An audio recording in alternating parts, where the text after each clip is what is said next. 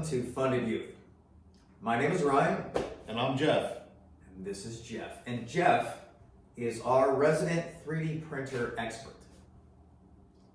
He's here so that if we make any mistakes, he can correct me and make me feel bad about it. No, not really. So what we're going to be doing today is we're going to be assembling a Sovol SV06 3D printer out of the box.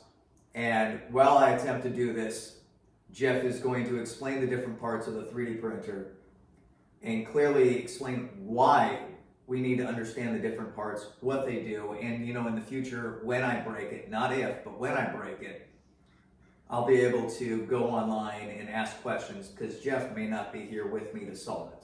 As example, he said this is an SV06. This is an SV06-Plus. The difference is this is much larger, has a bigger bed size, and also moves much faster.